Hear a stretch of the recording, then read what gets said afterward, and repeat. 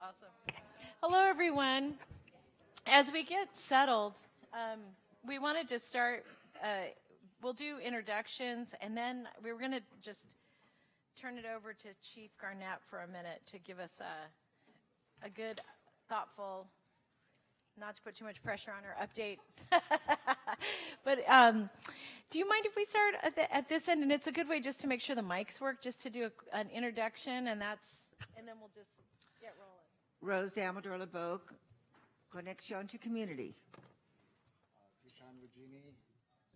Can you turn on your mic? I think the wrong one, yeah. Kishan Vagini, South Bay Consortium for Adult Education, San Jose Evergreen Community College District. Amanda Clifford, formerly Justice Involved. Aaron O'Brien, Community Solutions. Lori Smith, Sheriff's Office. Aaron Johnson, Director of Pretrial Services. Key Lee, Office of Supportive Housing. Miguel Marquez, County's Chief Operating Officer. Cindy Chavez, member of the Board of Supervisors. Stephen Manley, Superior Court. Dan Winter, Santa Clara Police Department. Hi, Laura Garnett, Chief Probation Officer. Amy Lay, Sheriff's Office. Pablo Gaxiola, formerly Justice Involved.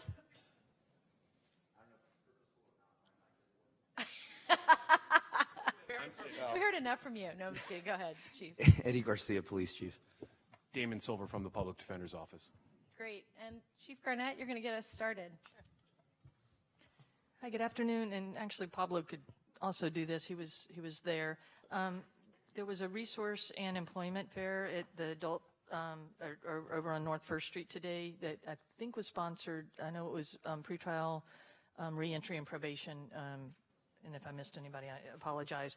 But we had just an enormous number of people that came out where people were just getting jobs at right that minute.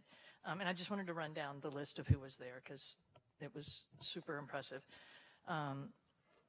So Health Rate 360, Assurance Wireless Free Phone Provider, Community Legal Services, Community Services Agency for Housing, Community Solutions, Corridor Program through DAC, the Dental Health Van, the Faith-Based Collaborative, the Jail to Jobs Tattoo Removal, the Lions Free Eyeglasses, NAMI Health Services, Office of Supportive Housing, PATH Housing, I'm not sure what that is, Public Health Department, Record Clearance Expungements, Roots Health Services, Santa Clara County Behavioral Health, Santa Clara County Family Health Plan, Veterans Resource, YWCA Health Services, American Labor Pool, CEO Employment Services, CET Employment Services, Downtown Streets Team Employment Services, Goodwill Employment, San Jose Conservation Employment, UPS, which was a new one, Viera Building Systems, also a new one, Work to Future, and Working Partnerships Employment Services. That's excellent. It was a Pablo, super great thing. Yeah. Did you want to add anything, Pablo? Yeah, thank you for bringing that up, Chief. It was just a great opportunity to network. This is like the fourth year that we've been involved with it's a Second Chance Adult Resource Fair. The last couple of years, it was specifically employment, and this year it was more employment and resources as well, which is kind of hitting on both cylinders. But it was a good opportunity for some employers that can see that the community that we're trying to help get involved into employment and get transitioned. It's an opportunity for some of those employers to also look at what the resources for. Oftentimes, when you take somebody into employment that's a second chance individual or has some barriers, there's some resources that as a good employer you would want to kind of connect so that you can help retain those employers, because it costs money, it takes time to hire folks. So when you look at, and I've seen a lot of that kind of like cross intermingling between some of the employers as well as some of the resources. Oh, I think that's a good opportunity to do that. When we think along those lines, it makes the efforts that we're doing more effective. That's wonderful. Good. Well, with that good news, we're going to begin our meeting today of our Reentry Network, and we're going to start with public comment, and that is Scott Largent is going to speak under public comment.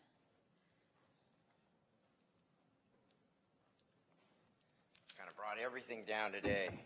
Got all the gear, all the binders. It's one of those days where, go ahead, Michelle, whenever you're ready. Appreciate it. Thank you. Again, everybody, Scott Largent. You guys know I try to do everything to be in my daughter's life, and no one's advocating for me or my daughter. I completed programs. I did what I was supposed to do for a year and a half. I mean, I did it all. This is everything documented right here, down to the class, to the appointments, to the mediation. I did it all. Now, because I'm not on probation, I'm not on parole, I'm not eligible for any services in our county. I can't get drug treatment. I can't get behavioral health services. I can no longer afford my visitation to see my child. I spend hundreds of dollars an hour to see my own kid. I shouldn't be doing this 3 years into this right now. I had to suspend this about 5 weeks ago. I got up this morning, and I always put all my daughter's little toys in here. I normally have tons of them, and I'm learning a lot about unicorns because there's piggy corns, lion corns. I mean, there's just all these unicorns, and I put all this stuff together, like even my daughter's little megaphone, and you guys got to understand, where's the success stories? Where do we step in, and when do all of you start advocating for me? When do you start making the phone calls? I'm not on probation. I'm not on parole. I don't have stay-away orders. My daughter's the most amazing thing in the world, and I don't get to see her anymore now. Who can help me? I mean, I just got to beg. I mean, this is my other device to beg right here. And thanks to this company right here, Megabox, they sent me the circuit board and the battery free of charge so they could get me back in business. I want to be a dad. I don't want to come to this crap anymore. Okay, I came here to figure out a system that wasn't helping me. And then when I went to every single committee and I tore everything apart, the system turned on me. Okay, and now, and I don't know if everybody understands this, I'm being prosecuted by the city attorney right here, the San Jose Police Department. Okay, this is now a warrant that was signed by a judge for me protesting out in front of family court. I was fortunate enough, thank you, Lori, because I got my visits 4 days after you had me released from the jail. So you protecting my constitutional rights, I got my visits right after that. Took 2 years of not having that. And thank you for protecting the Constitution, but now I have a corrupt Santa Clara County judge that on a document that was stamped and filed on January 11th, he issued a warrant for my arrest for February 26th. I walked through that line at family court, and they issue this. They went to arrest me again. They wanted me in the Santa Clara County Jail. Fortunately enough, Lori Smith's not going to throw me back in there for this dumb crap right here. I need help from you people. Where's the success stories? I don't see it at all. I'm very frustrated, and I apologize. I come in here, I don't know what to do. Sorry about that. That's all right. I made a big mess up here. Sorry. Thank you very much. We're going to go to consent, and really on our consent calendar is our minutes from the last meeting and our budget submittals. I don't know, Lori, do you want to put the gender needs on? Because I saw you get handed something out, so I don't know if you want to just put that on consent because the RFP is going out? Yeah, probably that would be best because the RFP, the responses are due on April 23rd. Do you want to just say a little bit about what I appreciate you giving it to us, so I don't know if you wanted to say anything more about it. Yeah, let me, for the sake of making sure that we don't do anything with the RFP that's going out, but we're seeking an expert in gender responsiveness to provide recommendations for improving practices and services with a focus on evidence-based trauma-informed services for women inmates. And that RFP is due April 23rd, and I want to thank Melanie Jimenez for all of her work on this. Me too. We've been stalking poor Melanie. So, Melanie, consider yourself unstocked. Chief, did you hear that? I unstocked someone. So, what I would like to recommend is, could we get this, Maya, could we get this emailed to the board? And just because the other people here can just send it out, or is it already part of our emailed packets? Yeah, that would be great, just so that people can forward this to anybody. And the one thing I do want to say just about this is that is more difficult than you can imagine to find people who have an expertise in this. So one of the reasons it's taken us so long to get this out is that sadly there isn't a lot of work done on behalf of female inmates even across the country. So the reason I would just ask each of you if you wouldn't mind forwarding this to people in your network is it's not going to be our first rung. It's going to be someone that we don't even know that is going to maybe that will help us figure this out. So thank you for that. So do we have a motion and a second on our consent calendar? So moved. Thank you. And a second? So Judge Manley and Miguel. Okay, Michelle, you good? All right, all those in favor say aye. Aye. Any opposed? And that passes unanimously. So what's left on our agenda today is we're going to focus on public safety and justice, continuum of services for diversion and reentry. And this is, we're going to go right to item 4. And Madam Javier, Chair, we have a speaker on consent. Oh, I'm sorry. Oh, I didn't know what the CC was. I'm like, God, that's my initial. That's bad. No, that's all right, Scott. I apologize. And I actually had coffee, so I have literally no excuse. So thanks for your patience. I appreciate it. Staying on the consent calendar item, because we're going over the minutes for all our last 4 meetings. So about 4 meetings ago, I talked about the language on these stay-away orders. No one can understand it. Our Santa Clara County DAs is not enforcing it, and you just don't understand this stuff. When I put it in front of law enforcement, it's always go back to civil court. Okay, so this was one. This was on the first minutes that I spoke about. Other meeting, I talked about the visitation, so that'll be in the minutes, about how frustrating this was and how judges were giving you 8 hours a week to see your kid, yet there was only a grant for 1 hour, which I find it really shocking. The other meeting that we have minutes for was when I talked about Catholic Charity Services. They offered visitation, okay? I left messages at this place for a year. Okay, I could not afford the visitation. I called, I went by there, I continued to call, I begged, I pleaded, I cried on their phone. I did it for a year. This place here, stop giving them money. They're a failure. They need to disconnect phone numbers. Mediation through family court. And I don't mean to just dig right on you, Judge Manley. Mediation's a joke. They have unqualified people at our family courts that don't know what the hell they're doing. I swear to God, this girl was, I think, in high school. She had no idea what she was doing, and I waited for 9 months for my ex to participate in this program right here, okay? My ex just thinks I'm batshit crazy. She doesn't believe this stuff doesn't work right here. And this will probably be about the 500th time. I need drug treatment. I've been sober 3.5 years off of methamphetamines. I'm a ticking time bomb. Where can I go get some drug treatment? I just don't understand that. And if we wanted to help that guy out back here right now that's all methed out on the back of this building, do you think any of you could do it right now? Do you think it's possible to go help that man there? Or that man that's out there with Tourette's out in front of the courthouse? You see how beat up his face is? His Tourette's is so bad that he starts running his mouth. People are beating him up out in front of there. He needs help too. Drug treatment. Thank you. Thank you, Scott. So we have a motion and a second, thanks, Michelle, on our consent calendar. All those in favor? Aye. Any opposed? Any abstentions? And that passes unanimously. We're going to move on then to item 4, which is to receive the report from the Office of Reentry relating to public safety and justice, continuum of services for diversion and reentry. Good afternoon. Javier Aguirre, the Director of Office of Reentry Services. So today I'm going to walk through with you the continuum of services for diversion and reentry. This is something that we've been discussing at various points for the reentry network in terms of how can we bring all of our various initiatives and efforts into one understanding and a complete assessment of our services.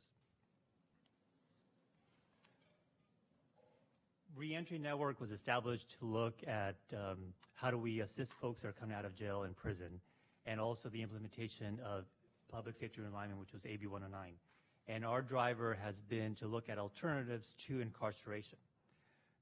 When we looked at continuum services, behavioral health in 2018 at a reentry network presented their continuum of care model, which then showed the level of care of services.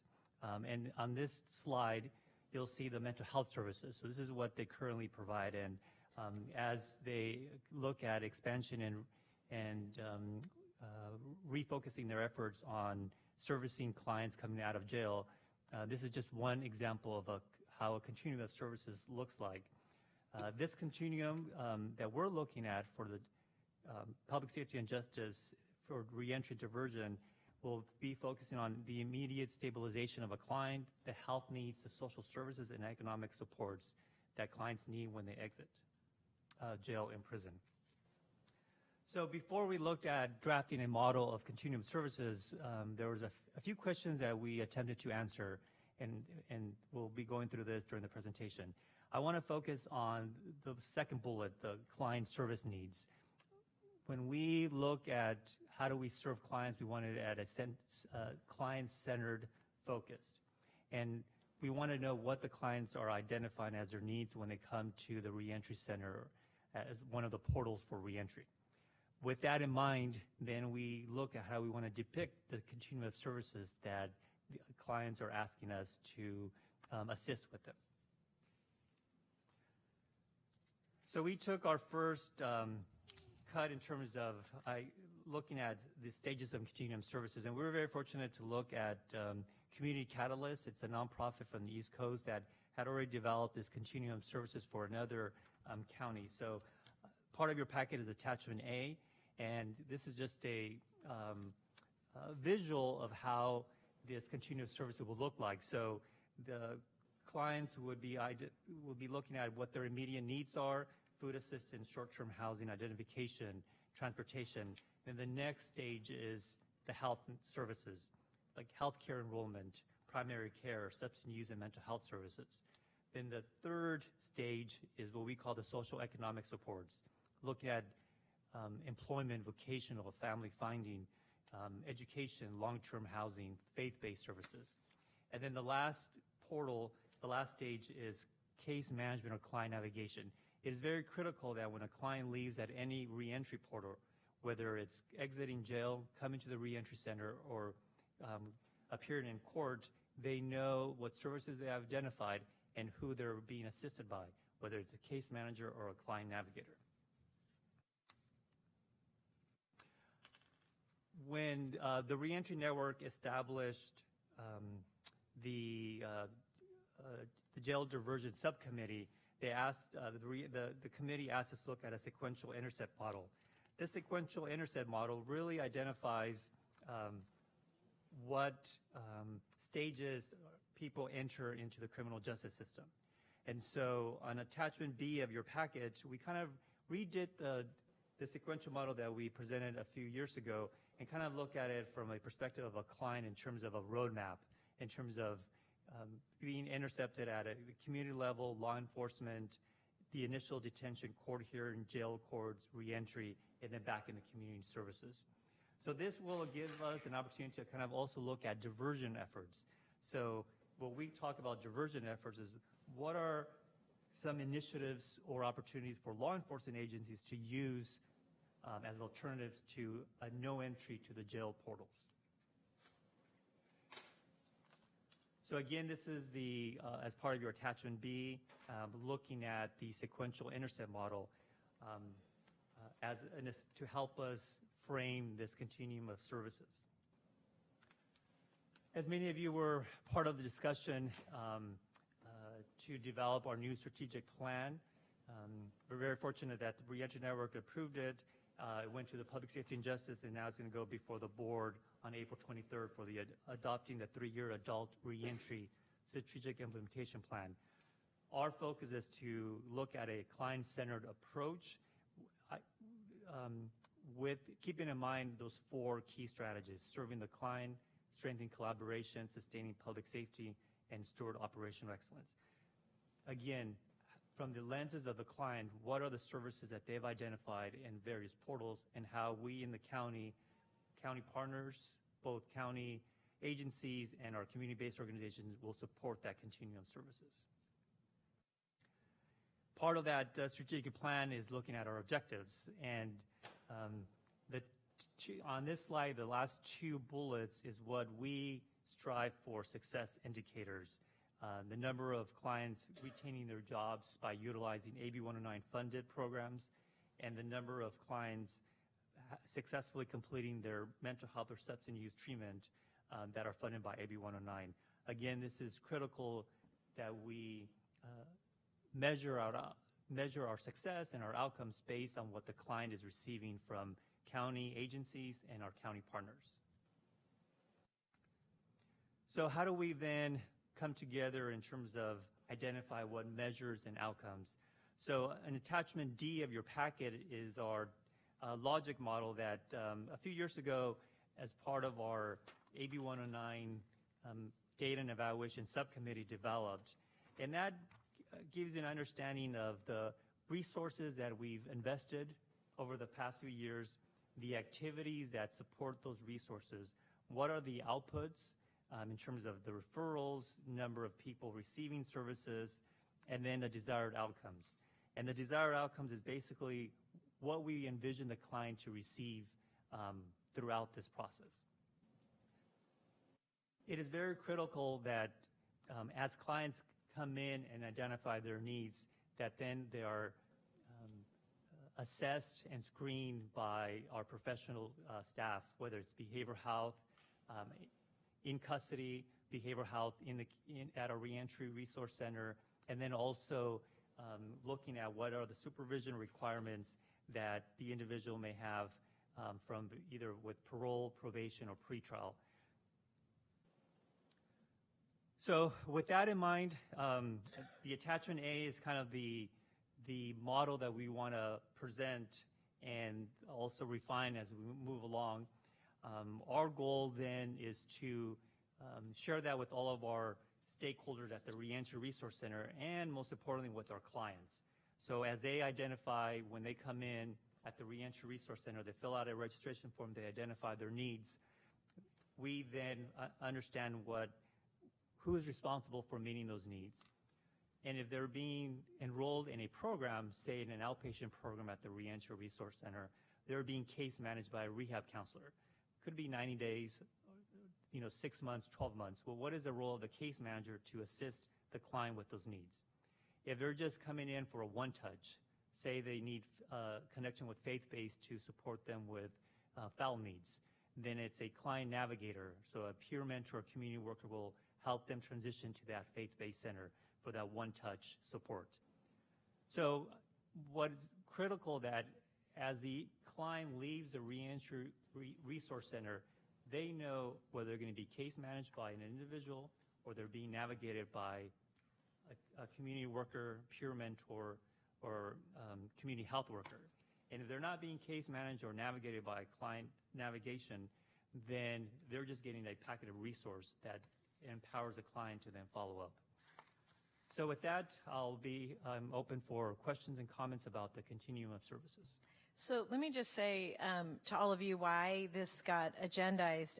And one is that what I really want to make sure that we keep emphasizing at the committee level is really two big buckets of activity. One is that if you look at slide 9, I think it was 8 and let me see. Yeah, stop right here.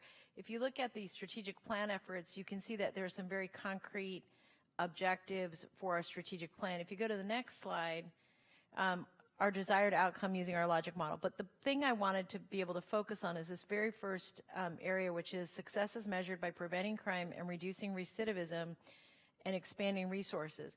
The reason I'm sticking on that one is that all of the work that we're doing relative to reentry has to result in a community that not only is safer but feels safer, right? And because of that, I just actually want to touch on something that Scott raised earlier. The emphasis that we've had focusing on reentry was really to start out with this very targeted population that we were trying to bring back out into the community.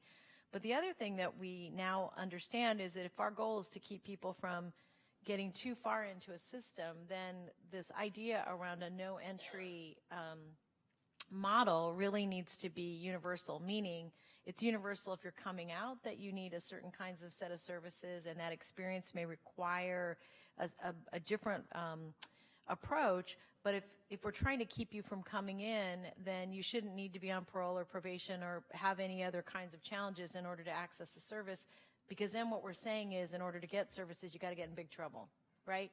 And so I wanted to make sure we brought this forward because I really want to get, your input, and then let's go back one more slide. Maybe it's two, where you had the big circle. Okay, that was confusing. Okay, let's go to this one. Although it was very clever, I thought it was like, it's the way we have to be thinking. But I do want to just take a minute to get your thoughts and feedback on this idea around the continuum of services.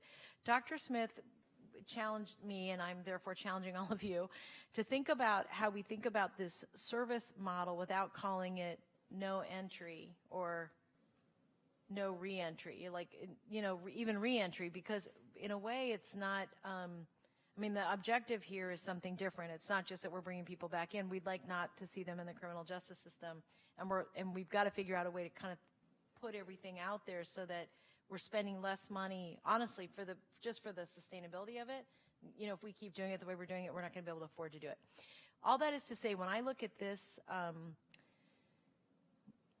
graphic, I was going to call it a balloon inside a balloon inside a balloon, but this graphic, to me, the needs along this system could be different depending on the person. And so I just want to start with the one that's been kind of sticking in my craw lately, and this is this idea around family finding.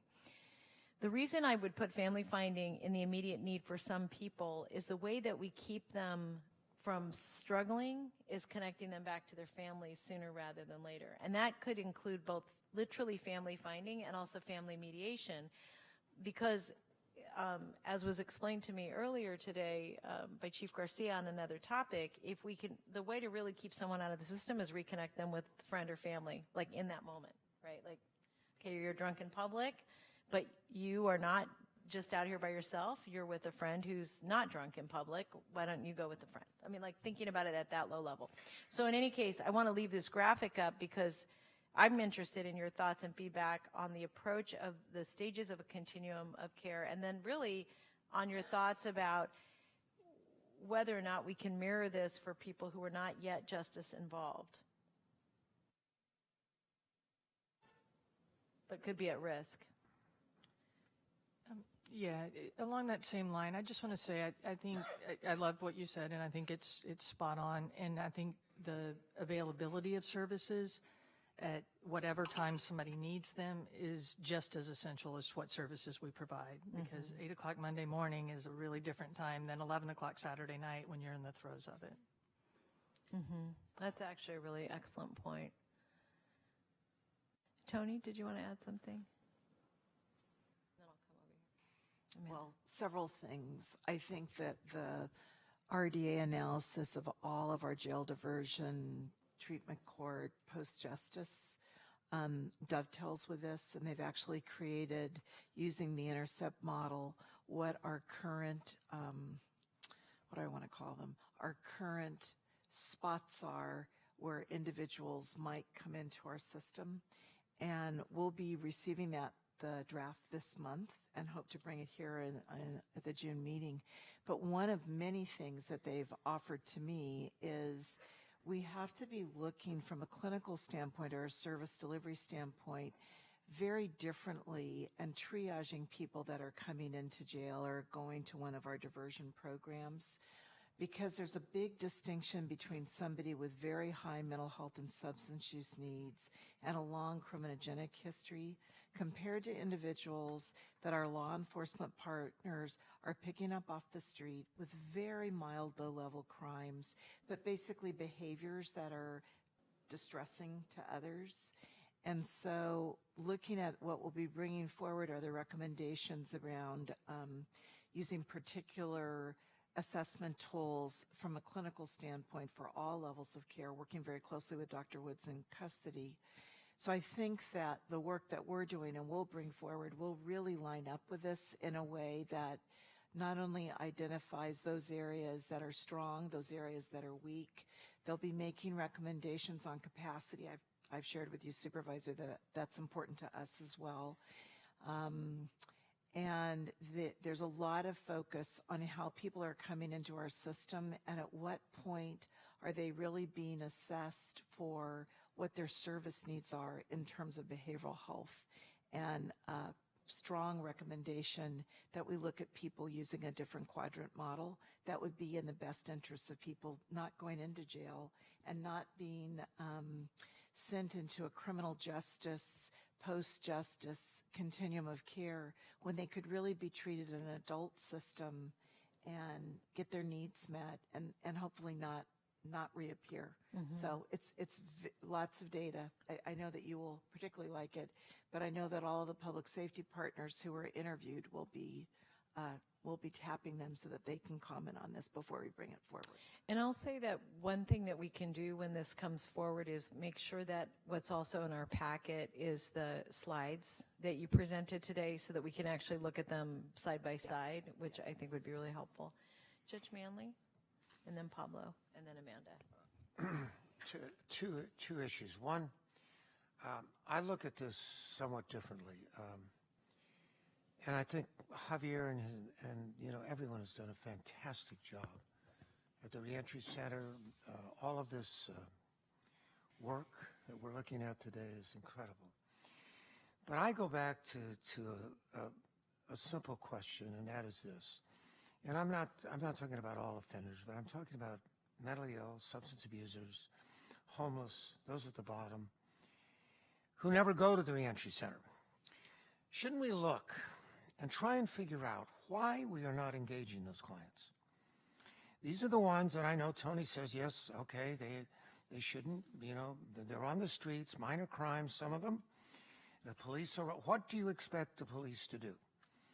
They bring them, and we don't engage with them, and we don't re-engage with them, and we don't get them into services and into all of this. I see no case management. I see case management every day.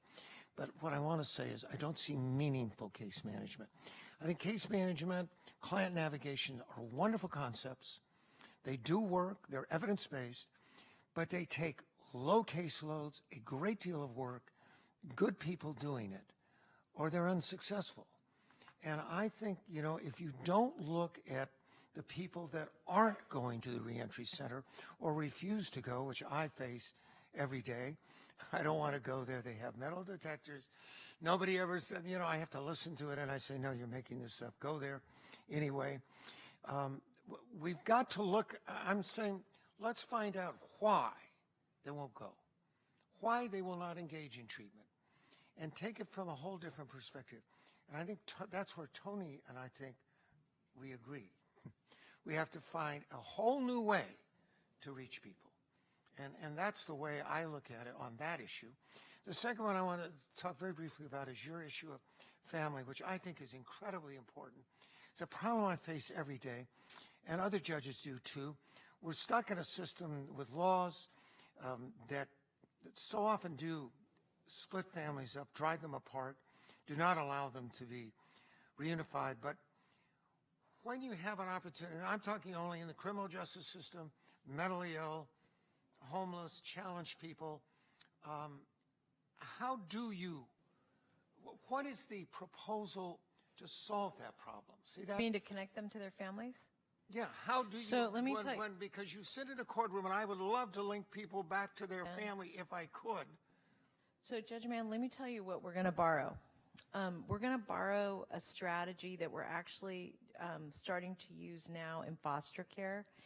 And I don't think I've explained this I don't think I've had this discussion with all of you, but for any of you who have taken care of a family member or the child of one of your family member's kids, one of the things that you'll find is that if you are on the male side of that family, that you are asked last or not at all to contribute and support the effort. So what often happens is that whoever the primary parent is, the tree gets drawn from that primary parent and not both parents.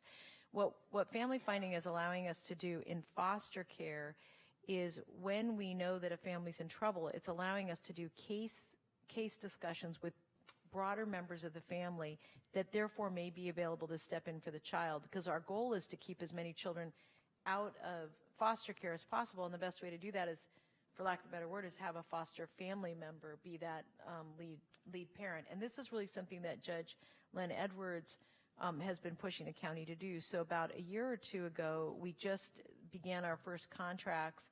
I think Uplift is one of our contractors. I can't remember the other, but to help us do these literally using databases and all the ways that we can find people now, which actually is so much easier than it ever was, right? It's almost impossible not to find someone who's on social media or some other mechanism, but to be able to bring those folks together. So what I'm proposing is that we do the same thing here and that we test it, Judge Manley. We don't know how it's going to work.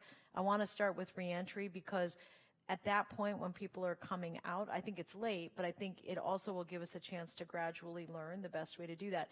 Because one of the bigger problems we have in reentry and in the public safety and justice system than we have in the foster care system is that often we have family members that have burned bridges, and they didn't burn one bridge, they burned 1,000, and they didn't burn just, with one person, they burned it with their whole families. And so there's a lot of challenges to rebuilding those family structures. So I'm not suggesting we have an answer. We're going to test that as a core component of the work we're doing. I think from a county-wide perspective, if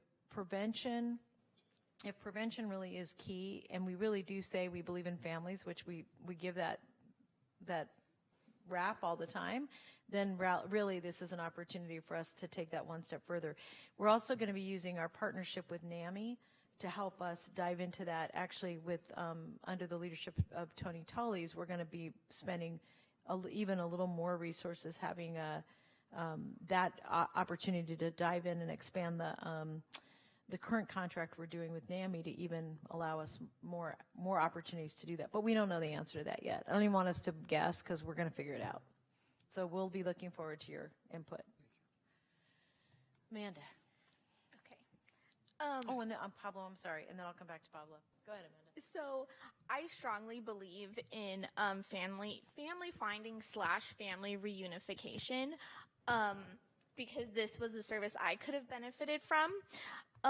And this reminded me of a housing model that's actually used in foster care for non-minor dependents. It's called a SILP, a Supervised Independent Living Program. So essentially for 18 to 21-year-olds, they can rent a room in a household. So they could be related to the person, they could not. And as I think about immediate needs, I think this could really help clients who are coming out of the justice system. They need housing as they need to reunify with their family. I'm wondering if the county could implement a system that could essentially pay a housing stipend so they can rent a room and then at the same time be receiving family reunification services. Because I know with my mom and I, we really needed to kind of fix those bridges that I definitely burned. But between the two of us, we were working 6 jobs. So we had to choose between, do we fix her relationship or do we maintain the housing? Because we were the breadwinners. So as I was thinking about my personal experiences in family finding and family reunification, I'm just wondering if this housing model used in foster care could be altered a little bit and be applied to reentry. Plus, it keeps people out of the queue, and you don't have to worry about criminal background checks and all that other stuff. So I just wanted to throw that idea out there. Yeah, it's a great version of rapid rehousing, actually, what you just said. Yeah, we'll take a look at that. Thank you, Amanda. Pablo? Amanda, thank you for sharing that. When you were speaking, I had a conversation earlier today where we were talking about some of the similar challenges. That's a very good idea. What I would like to add to that would be that rather than waiting till they come home, which is like planting the seed there at the time of the person's release with all of the other things that are going on, we're talking about making a subsidy to pay for that person to enter a household that would not normally take them or would be so burdened by taking them that it would cause further problems. So there's people that have homes, that have families, but by them coming home, like you said, either they've burned a bridge or it's a financial burden to have them there. I think that we have this unique opportunity if while we're going to be helping and putting money into a household, there's this unique opportunity that when we say, I'm going to subsidize somebody's housing coming home, that we start that subsidy 4 to 5 months before they come home to create a safe landing for that person and allow that money and not just the money, but that's the key that opens the door for us to provide services. While it's not like a string that's attached, but here's a list of other programs and resources that are going to come along with that money. So when that person is coming home, it's a true safe landing for them. And the family's already working, because a person that comes home from jail or comes home from prison is usually coming home with these new ideas and these thoughts of how they're going to take these positive things that they've had and they've been thinking on while they're in custody, and then they land and they don't get an opportunity to hit the floor running. It's just they're stopped and they fall right back into the same place, and they have to help rebuild, whether it's at home or work or all of those other stuff. If we could start creating a way so that the everybody in the family is already running at the pace that person is going to be coming home into, I think we'd be more successful. Yeah, that's a really good thought, and we'll think a little bit more about that. I was just telling Key, by we I mean Key, and Key said I know, but we can take a look at that. And the other thing I would just say, maybe Sheriff, as part of the gender responsive analysis, would be to have a conversation with the women in custody around mediation, family reunification too, because I know you and I had talked a little bit about Parisi House on the Hill and some other programs that we have that we've got at least enough evidence to take a look at. So, great. We're going to go to, we have one public comment, and that's Scott Largent. So, Scott, come on down. Oh, I'm sorry. Karen, you know what, you guys? I'm sorry, I was looking at that one, the other light. So, good, Scott, why don't you come up, and then we'll go back to Aaron and to Key. I apologize for that. I was looking at the one. Thank you. Sorry, I'm horrible with names sometimes. Amanda and Pablo, I really appreciate your feedback at this committee, having been through substance abuse issues or been informally incarcerated. The feedback from these two is crucial. I had a drug charge when I was brought in, but remember, I was down to less than 100 pounds, and I literally burned bridges bad. So I'm no saint, but I hear you guys talk a lot about bringing family back in, but at what point can somebody like me, how do I get people to advocate for me that I have done the right thing? Because, this is the right thing. This is everything I've completed. But there's really nobody there to have that check sheet to say, hey, Scott did this, he did this, he passed all these drug tests, he did all this stuff, he's no longer on methamphetamines, damn near he's 3 times the size, he's healthy again. I just don't have that. And do we provide that for other people? And I said this earlier, let's start getting success stories together. I need to start seeing those. And I think this is a lot of good work right here, but let's start bringing in people that this is working for. A lot of people that I interact with downtown, it's just so bad. They're never going to get off the meth. The meth is so hard to get off of. I'm 3.5 years clean, and I think about it all the time. We just got to show them something that, look, there is something after this. There's something after being damn near in a creek, damn near dead. And I just don't think we give them enough hope. I go down there and I advocate with people, and I tell them lies, that things worked out, that I'm able to see my kid, that I'm able to, I lie to these people because I can't tell them the straight up truth, that I'm running in circles with like a glad bag over my head, begging people to help me. And so thank you. Thanks, Scott. Aaron, I'm sorry about that. Okay. I was just going to say, I think that in terms of for our experience, it's not so much finding the families, it's healing the families. And so it's looking at how the client defines family, because sometimes it's blood and sometimes it's not, but it's being there to support the families afterwards, because it's not a one and done kind of thing to be able to rebuild those bridges so that the clients have a place to stay.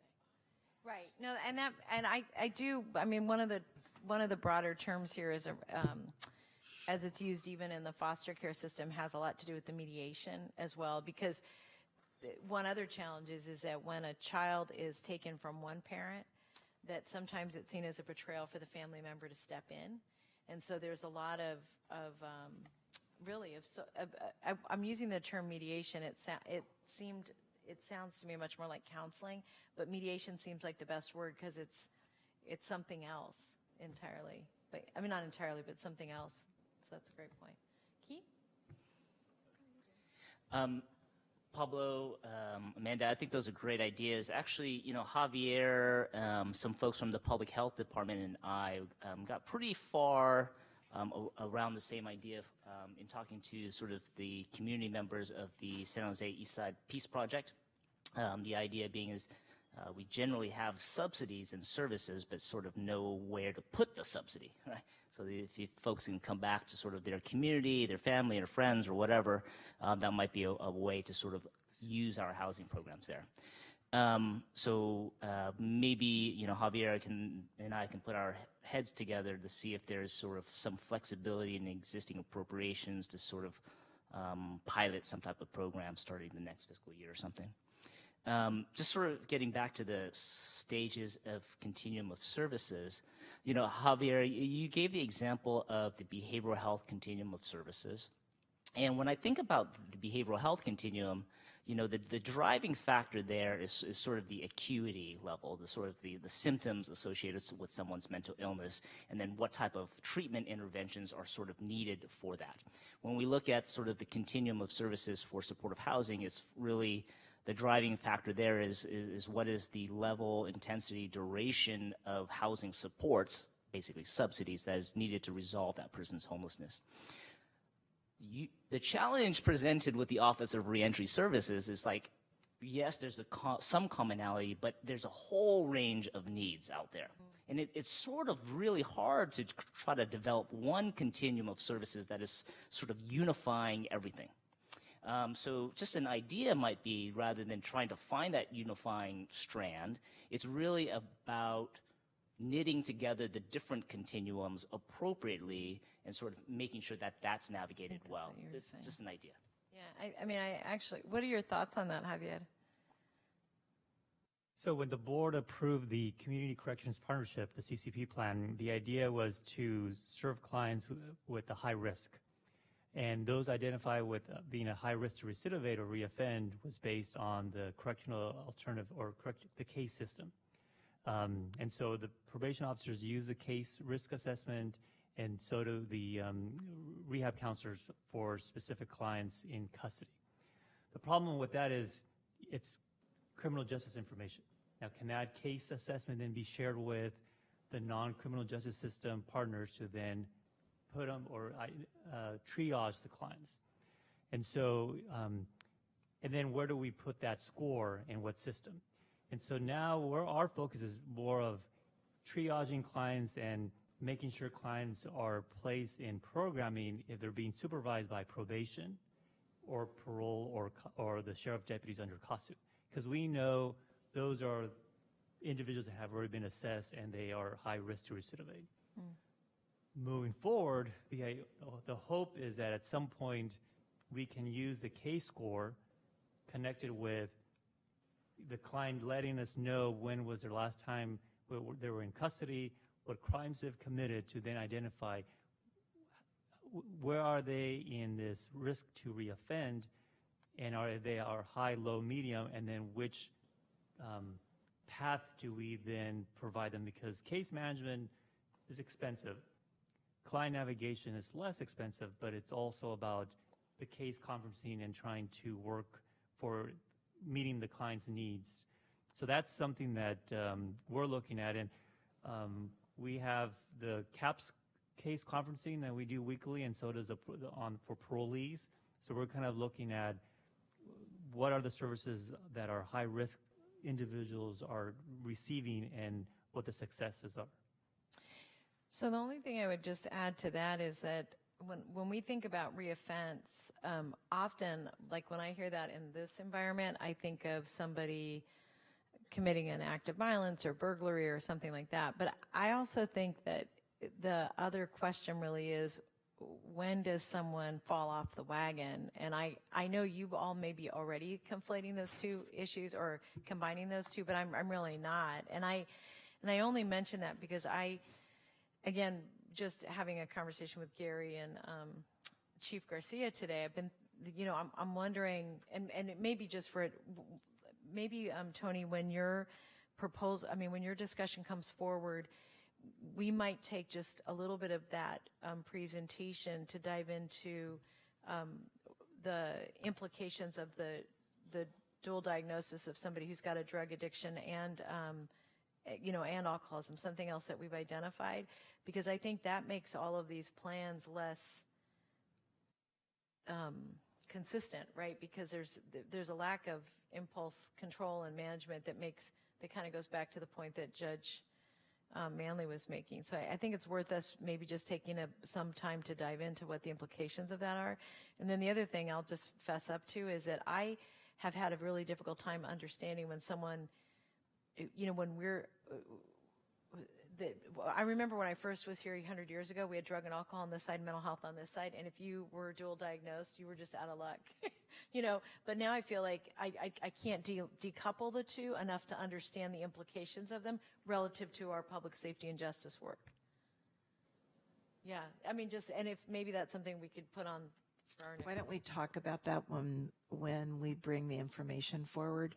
Because across the system, not just for the criminal justice population, a big focus of our work now that we're integrated is how do we crosswalk individuals that have both of those needs?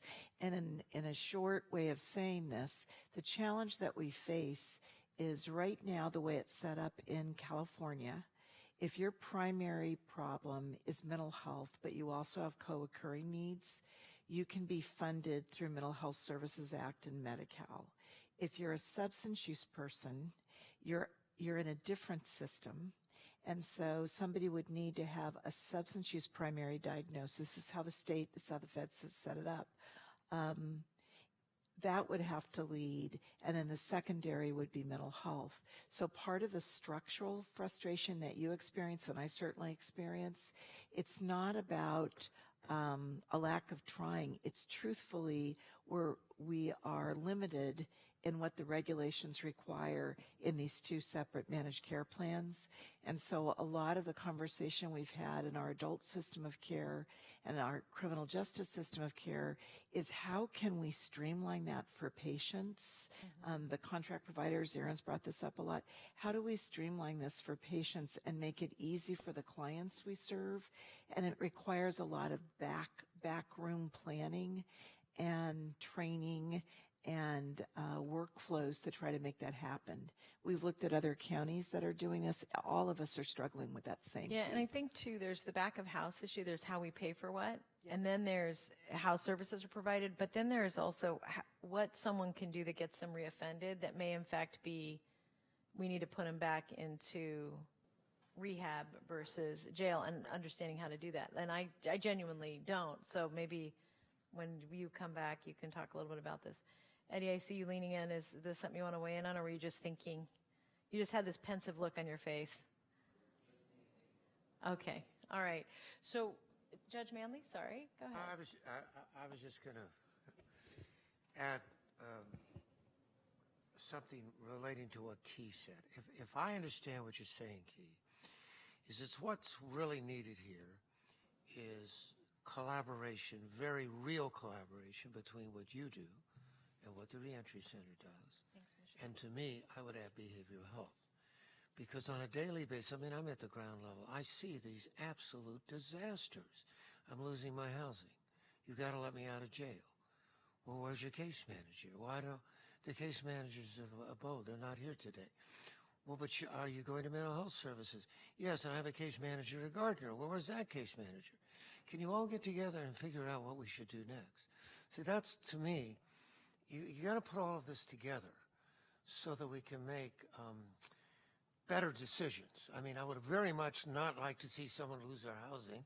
At the same time, I don't want them back out on the street being arrested by the San Jose Police Department again and again and again when they have this permanent housing and we're not somehow doing something to try to engage them and keep them engaged. And I think it takes all these different systems working together so that there's somebody's leading this thing. Just a thought. No pressure. That's what you're doing. Yeah, we have really great collaboration, and I think it can be improved by sort of making sure that we're all bringing the lens from which we're all assessing and planning sort of what we can do for each individual person. And then if we can sort of, I don't want to say align those, but understand how they influence each other, then we can develop a sort of unified plan for each individual that comes through based on the needs that they have and sort of the resources and sort of requirements that we have. And doing that, and maybe including the risk assessment, because I know that's an important piece, because that allows us to bring in sort of probation and parole and everyone. If we can make those 3 or 4 or 5 assessments work together and have a unified sort of planning and sort of implementation, I think that would be really powerful. So we have 2 more items, and I just want to, just because I think we could dive into this for quite a long time. I think one other thing I just want to make you all aware of, that I've asked the County Council to come back to the full board as part of a discussion we're having around the I can't remember what it's called, but we had this discussion yesterday, not civil detainers anymore because they're not allowed to do that, but in terms of our communication with ICE, if at all, one of the issues I asked is what information can be shared across everybody, because some of it seems confidential, some of it doesn't. So when we're trying to do this case planning, even if we're trying to do it online, I don't want to limit your ability to get the work done because someone can't look at the database. And so we got to figure that out concurrently. And I think that'll come back as another part of body of work, but I'll ask that also come back to all of us. All right, so there's no action on this item. We've just given a lot of feedback to people, and we'll ask Maya, who's also putting desks together, Chimney Christmas. Maya. Ooh, who knew? All right, thank you. Give Maya a round of applause, so talented. She does all of our, takes notes, minutes, and then can fix the, nothing, you're good. So nothing else, just change the world. So so I think we're good on item 4. We're going to move to, if it's okay, thanks Javier, we're going to move to item 5, and this is a brief report from the DA's office on mental health diversion. And I do just want to thank James Gibbons Shapiro for jumping in, because this was something David Angel was going to do, who you all know serves on this committee with all of you. All right.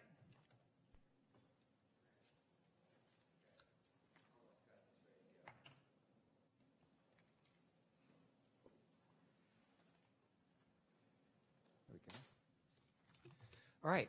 I'm James Gibbons Shapiro. I'm an assistant district attorney at the DA's office. I'm not David Angel, who's out of the office today, but I'm delighted to be here with you. And that really was a fantastic discussion you just had, so it was really delightful just to be here for that discussion. I'm going to start talking about, well, this thing will move forward.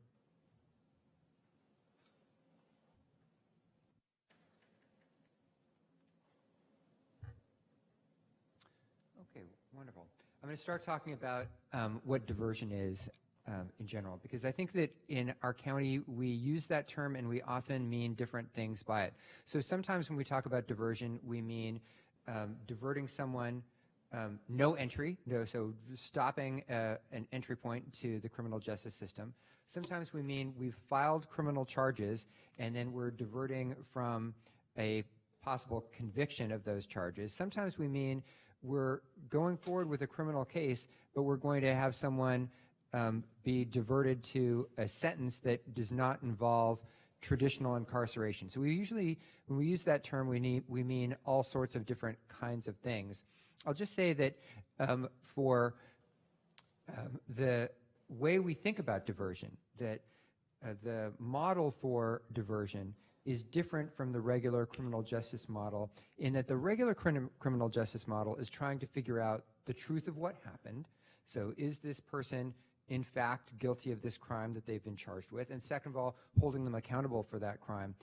At any one of these stages that we're talking about diversion, we're talking about interrupting that regular process and focusing on treatment and the restoration of their full citizenship in our community, and citizenship in the broadest way and not necessarily in the immigration way. All right, let's talk about the kinds of diversion that we have in this county, and this is just a short list. So we have diversion for low-level drug and alcohol offenders.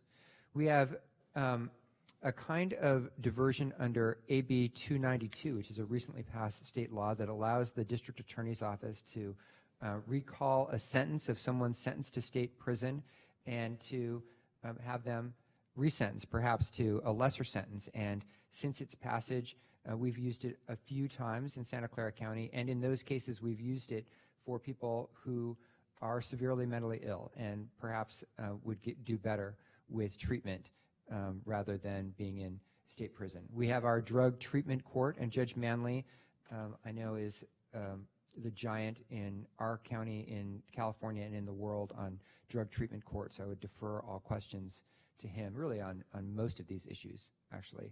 And we have Veterans Court, which is a diversion for veterans who are suffering from often PTSD and other issues related to their service and have committed a crime and can benefit from a different path than our traditional criminal justice system. We have our CAPS program, which is relatively new in the jail, and I know Sheriff Smith is very familiar with that program. And what I'm mostly going to talk about today, which is AB 810, mental health diversion.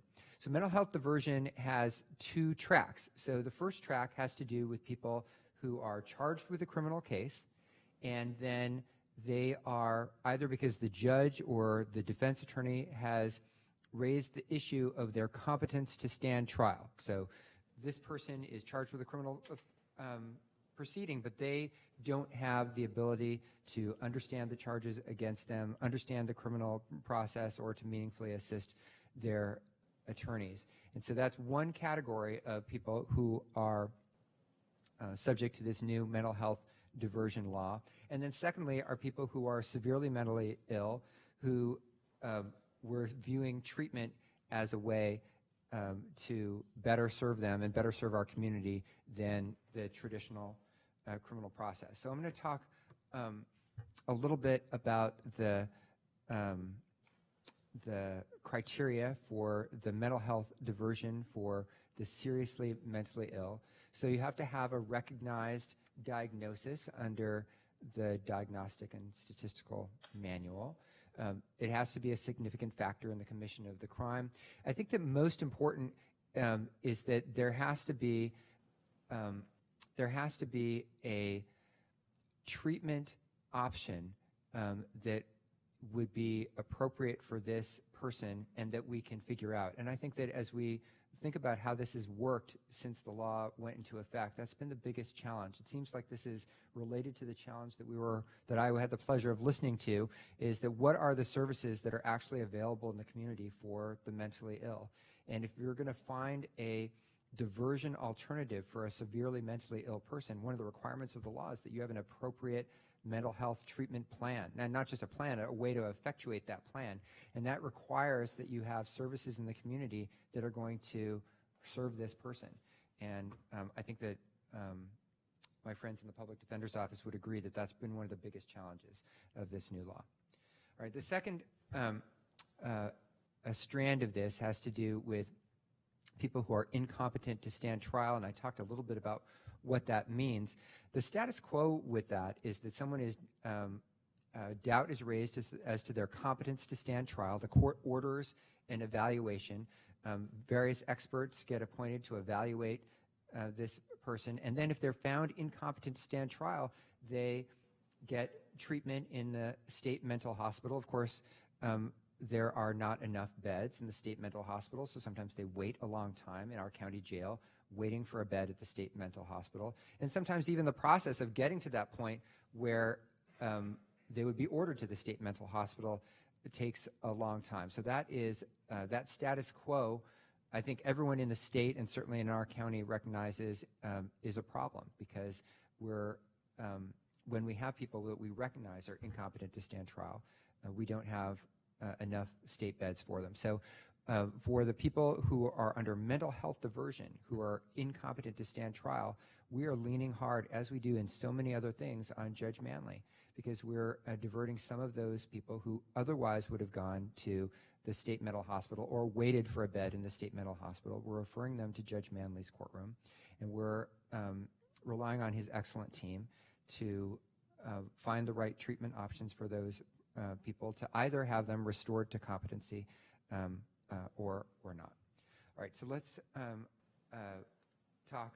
I think I'm going to talk a little bit about This chart is it says the problem in one chart, and then I've given you two charts, but the trick to these two charts is they're actually the same chart. So the beige line is showing facilities, beds for people to get treatment for mental health. And the blue line is showing people who are in our prisons and jail who suffer from severe mental health. And I think this gives a good summary of the problems that we're having, that as the services in our state for people who are severely mentally ill have declined, those problems have not gone away, and they've been problems that have largely been addressed by police officers arresting someone for a crime, and also they're severely mentally ill and they end up in our prisons and jails. And so we've just had a transfer of that population from state mental institutions and state mental services to our jails and prisons. And it's really about what we're trying to do under this new state law is to find meaningful treatment, to find secure housing, to do it in a transparent way, so open court proceedings, and to have hopefully measurable goals that we can meet. We are right at the beginnings of this.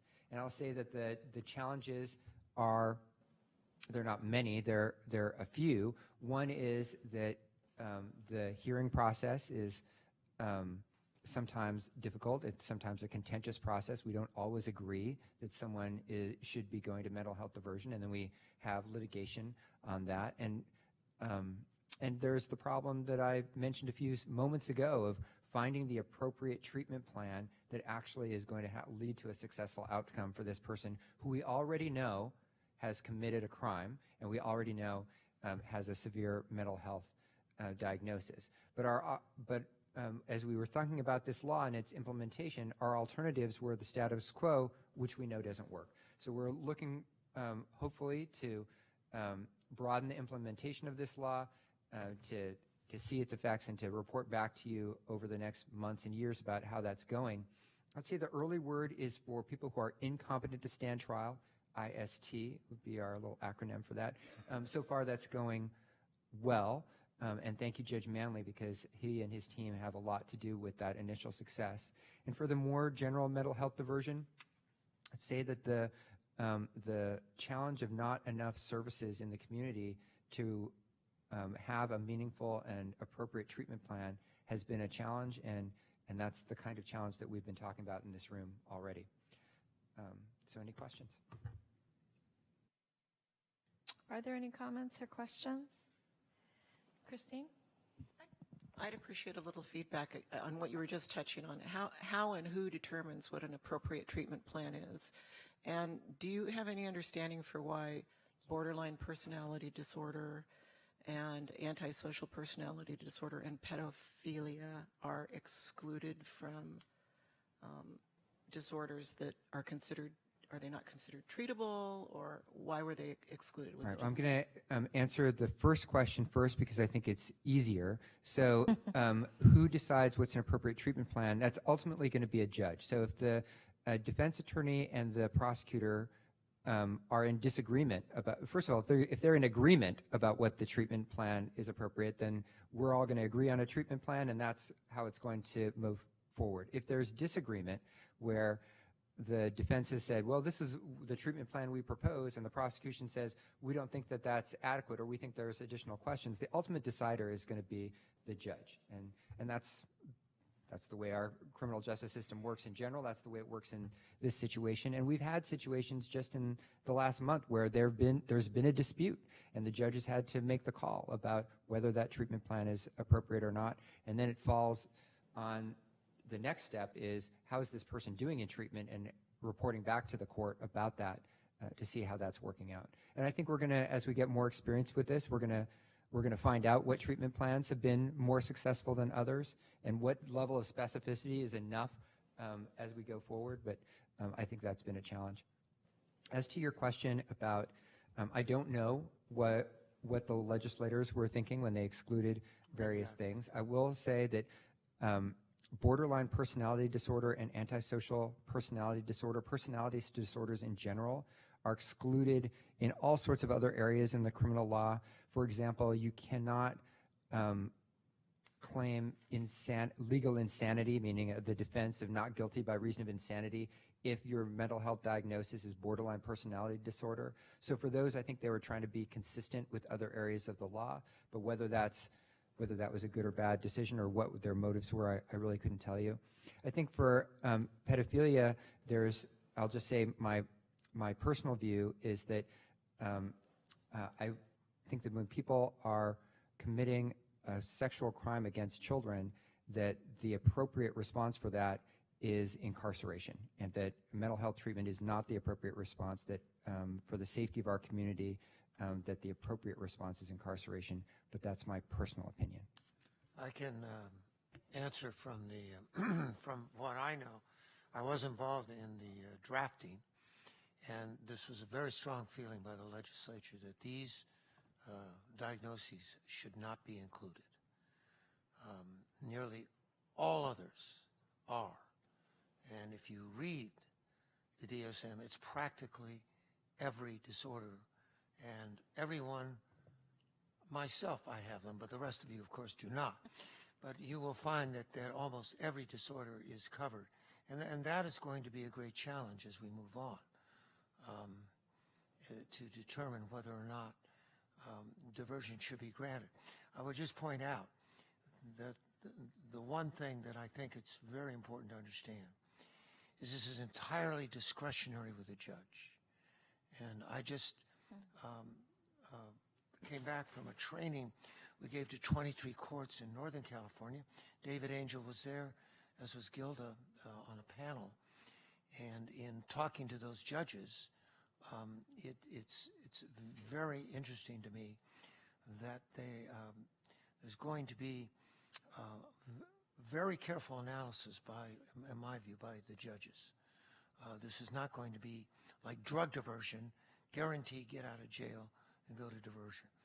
I think what has been described here is the way other courts are proceeding, carefully and cautiously. And there is pending legislation to eliminate more offenses. I think one thing we have to remember is, yes, there are only a few diagnoses that are eliminated, but there are very few offenses. Murder, for one, but robbery is not. Child abuse is not. Okay? And so some sex offenses are. So I think there will be much more done potentially, perhaps not by the legislature in this area. But it is a very, very broad statute. I think it's the broadest diversion program in effect in any state in the United States, if not in the world, because literally almost every offender is potentially eligible.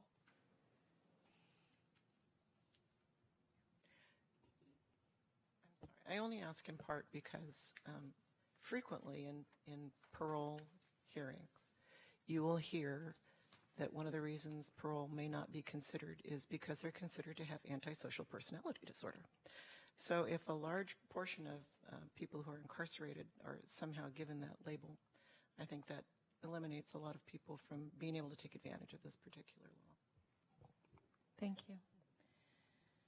Erin? I was just going to say, generally personality disorders access to are considered very intractable and not amenable to treatment. So I assume that that's a piece of it, is it doesn't fit the treatment plan that would work. Question for you, Tony. In terms of I'm hoping that the report that comes out, that's going to be coming out, is going to be looking at what the additional needs are, because I'm wondering if you guys are tracking kind of, if we don't have the treatment program to meet their needs, are we tracking where we need, what levels of care and what the needs are?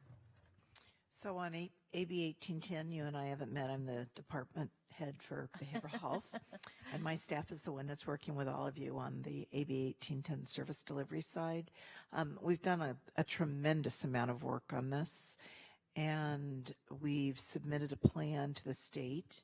We're expecting, we're hoping that they will approve it and we'll move forward. But I think one of the things that we're doing is working with individuals in custody, both the DA, my understanding, I've got our public defender friend sitting right over here, where the clients have been identified by both your office and the public defender's office that they can go forward. And that's what we're trying to do with the clients that we're serving. We are standing up some services for other levels of care, and we're including 20 beds there for the individuals that you describe in the second tier, those that ordinarily would be at Napa State Hospital or Metro. We're going to treat them here in the community, but my clear understanding is that both PD and DA and the judge are all in agreement with the individuals that will be serving in those programs. That's right, for the incompetent to stand Yes, trial. That's right. Yeah, very strong collaboration around that patient population. And I think we're lucky in this county. Other counties don't have this, but we do have subacute beds, 20 of them, that we will be dedicating to the IST population, and we're moving that forward. We've also put forward a ledge file for additional assessors in the court that will not only support AB 1810, but the growing needs that we're seeing with substance use and mental health in a number of the courts, in addition to Judge Manley's department. I just wanted to add, I think one I wanted to clarify, I believe that it doesn't require you to be SMI to be qualified for this particular program. That's correct. And so it really can serve the general mental health population. The other point, and as Tony pointed out, is that Gilda Valeros, really our office expert, who is our supervisor of our mental health team, certainly can probably answer any additional questions. I'm not sure if Gilda has anything she wants to in particular share. The one additional comment I would make, and Tony may have already just addressed this, is I think there really is ideally a scaling up of the services necessary. And while I think both the district attorney and everyone in the community is legitimately concerned that we have the proper programs in place, frankly, my impression is we are ahead of the curve, and we're scaling up those services really, hopefully, to meet the need very quickly. Gilda, do you have anything? Did you want to add anything else? Yes. And James, thanks for pitch hitting on this. I know that David has sat in most of these meetings, so. And I also want to congratulate James for being substitute teacher and having such command of the subject matter. I wanted to actually address the portion that behavioral health didn't have the services available for mental health pretrial diversion. They do, and they do a fantastic job. When we file an application for diversion with the courts, we have to identify a specific treatment provider, and we have to lay out how that treatment will be narrowly tailored to address the symptoms that gave rise to the charge offense. And if we don't do that, then we fail in carrying our burden to show to the court that this person should benefit from diversion. And I do have to say that our behavioral health department is ahead of the state. I think LA is its own animal. Country, yeah. Exactly. We went to this conference, and I think there's just a difference, perhaps, in approach and discipline as to whether or not behavioral health can provide a cure. And I think that's really kind of the question that maybe my prosecution friends want. And there's no cure in medicine, there's no cure in science, but that doesn't mean that we don't have an available program. Any other comments? So let me say thank you to both of you and just add one thing. I thought the point that both of you are raising is really that we're in a process of learning, and I don't think we've begun to understand the human brain, and so we're going as fast as we can concurrent to what we're learning in science. And frankly, the other thing I just have to say about reentry is what we're really learning by keeping good data and not being afraid to look at it, which is something that's going to be important for all of us. So thank you. Thanks for, and then I did it wrong again. Is Scott still here? Oh, rats. Okay, when Scott comes back, just someone flag me and I will make sure I include him. Thank you very much. Our last item today is, Scott, perfect timing. I'm so sorry, and Michelle's been on it. It's not Michelle, it's totally me. Apologize for that. I was getting a quick update out there in the hallway. I participated in a drug diversion program through our county. And I know we're talking about a mental health one, but I believe we're talking about diversionary programs in general out of the DA's office. This was a slap on the wrist program. It was way below even the Proposition 47, mine was literally like that. I had to go to some classes right here. I had to pay $700 or $800 to do this thing. And I went to a location to get kind of like some treatment in a way. We sat down with different, they had 2 different instructors. I believe I went to 8 different classes. I thought it would be beneficial to catch people at that point they're in there. I know this was just a slap on the wrist. I just think more should have been done for the amount of money that I paid. And I've said this before, people were, I'm not trying to throw people under the bus, people were getting high in the parking lot at this place. That's why I thought it was really weird. You have half the class that's gung-ho on being sober and doing all the right things, and then you take break down there and people are getting high off the side and doing whatever. So kind of vet it out like that. I don't know. It just doesn't seem like a very good program. And then I never got a completion letter. So I got a drug diversion class for when my motorhome was taken and the arrest in Los Gatos. Judge Franco ran both of the programs together. But what was really strange is I only got 1 completion letter. I got 1 letter. And I kept asking and asking, where's that completion letter? When does it take it off of my record? And to this date, it still shows on there that I was arrested for a drug charge. That's 3 years ago. And I kept calling probation. I kept calling the DA's office. And I said, hey, when do I get the completion thing? When does it ever come off? Called my attorney, called the IDO, nothing. So do I ever get a completion letter? I think these little gaps are strange. So thank you. Thank you. Thanks for raising that. Thank you again, James. And Gilda, thank you. So the last item on our agenda is to look at use of mobile applications by our criminal justice clients. And I had requested this because we've been pitched at, I think because we're in Silicon Valley, on so many different applications that I thought maybe we'd start with just what are we doing now? What's our usage rate? And then at the end of this, just as a little bit of a warning, I'm going to ask for some follow-up from both Gary and Martha. Which hopefully Gary told you, Martha. Sorry about that. I thought it was all under him, and I was like, oh, I'd already talked to him, so I apologize. Yeah, But Gary said yes for you. No, I'm just kidding. I'm totally kidding. I warned her already.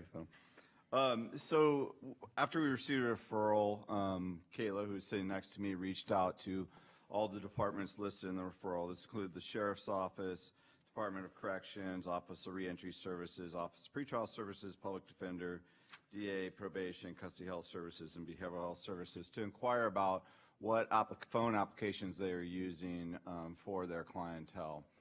Go to the next slide.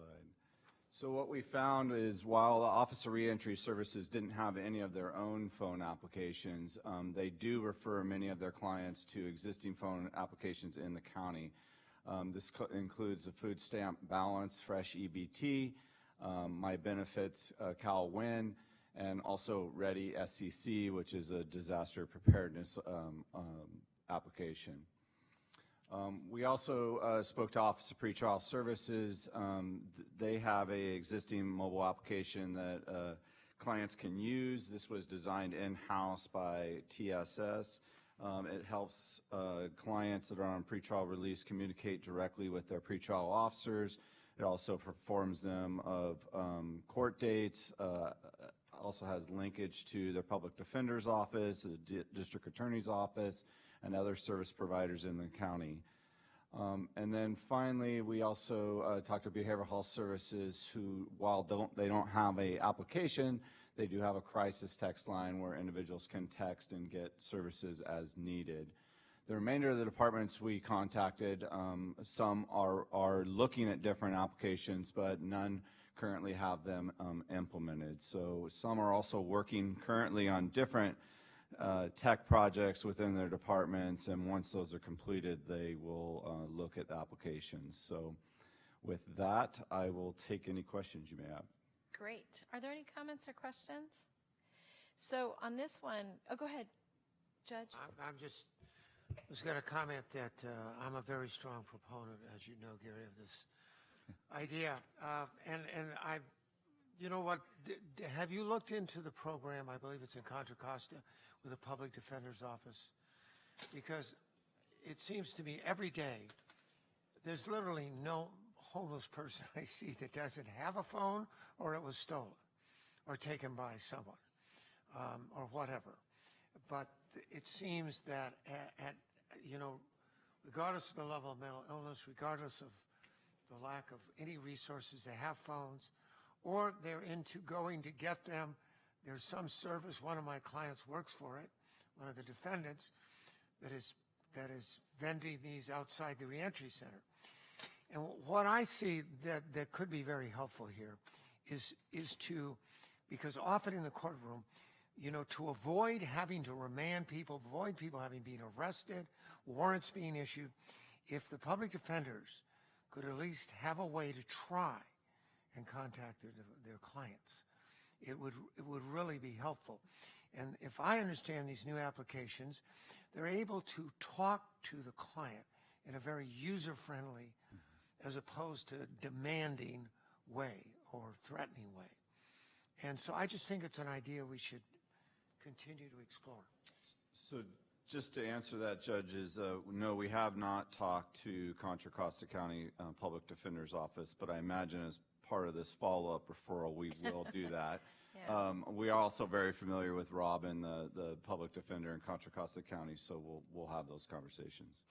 So let me tell you what the end product, what I'd like to see us be able to get to is every day we receive information now from the sheriff's office about who's in custody. And we've been able to refine that document so that we have more information. So we have a better sense of who's in, who's coming out, and all of that.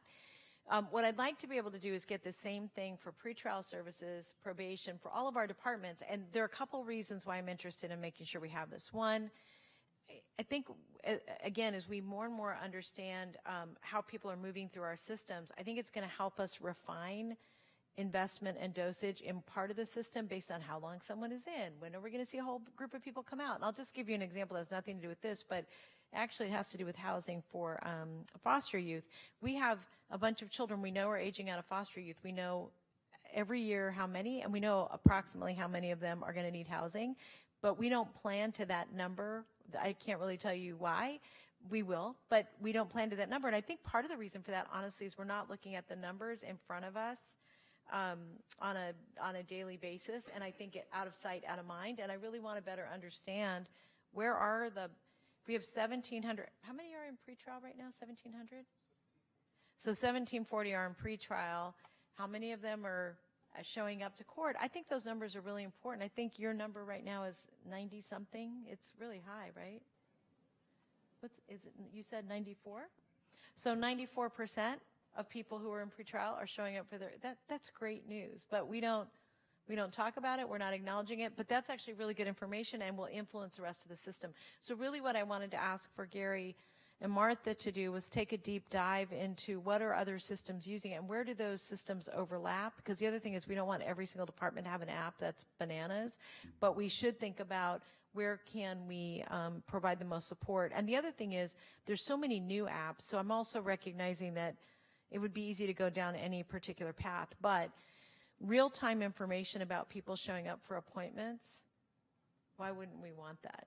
I mean, and let me say the last thing, I think it's going to help us resolve another issue. When people go through our public safety and justice system, often if they've touched it in so many places, they've got 40 things that they're being asked to do. Mm-hmm. And I think if we can put all this on one, we can decide whether or not someone needs to go to X number of counseling, that, like the dosage is off. Like we just add things on. I think it makes us feel better and we still don't even know if it helps. I mean, we know in some instances it absolutely doesn't help. So anyway, that's the problem we're trying to solve for. Pablo, did you want to add something? Yeah, a few months ago, I think that we had a conversation on the other side of that. So I hear where you're talking about creating applications that are going to help the county and the individuals understand like where they're at along the continuum. But if we're looking at creating apps as well, that's a good way to be able to do both and be able to use that same information to help individuals that are trying to navigate the system. So if we know that a person's supposed to be at their court date on Tuesday at 9 o'clock, and then they have their I don't know, meeting with Family and Children's Service on Tuesday at 3, and then they have their meeting with reentry at you know, whatever time, and it's across the board. While we're looking at creating apps, we should also take another look back at creating a system that is on the other side of that for the client. Absolutely. For the individual, all that information will be there already. It's all aggregate data that's there. Right. And being able to use it in a way that, you know, could be familiar for the participant. And then that that opens up tons of other opportunities to, you know, create a community where people are on my watch. Whenever I do a workout, it gives me an award and it gives me a badge.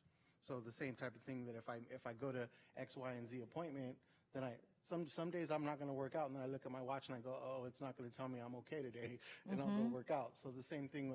I think that's interesting now that we're looking at mobile applications, the use of that data, but also looking at how we could use it across the board. And it's the same information, it's the same stuff. It's just the way that we apply it. Actually, what we were talking about was the Fitbit version of that, Right. which is, I think, what you're referring to. And one app I saw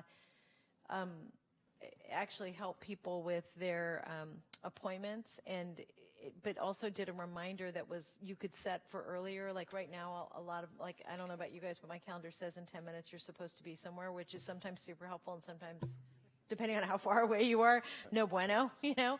So, but it could be more customized, and also you raise a really good question about whether or not you can create opportunities for community support that we don't currently have. I mean, all of that is right. And so that's why we got to take a look at it. And also, I think the other thing is we got to get in front of what we think we need, because we're getting pitched by so many people that I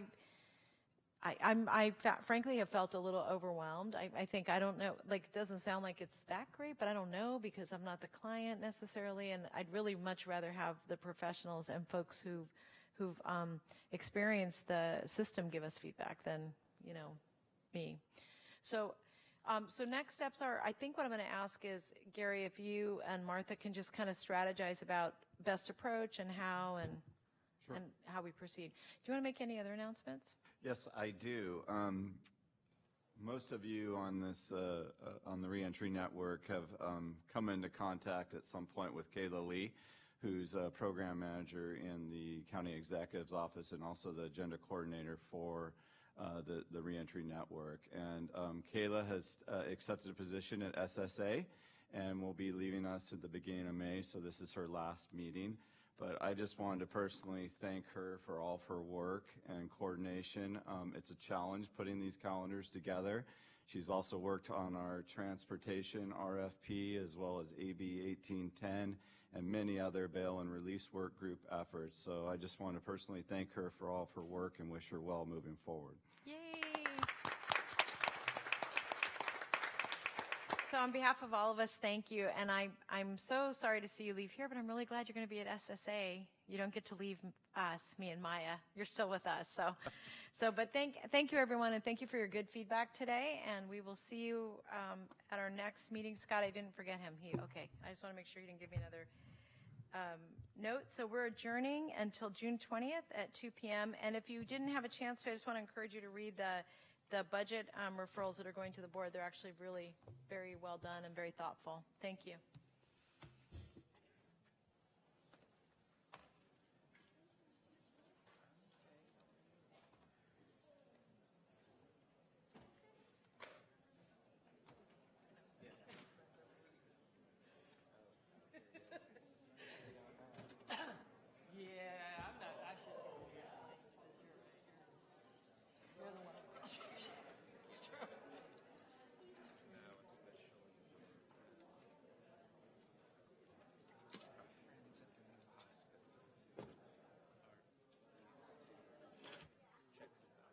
I gathered that when they brought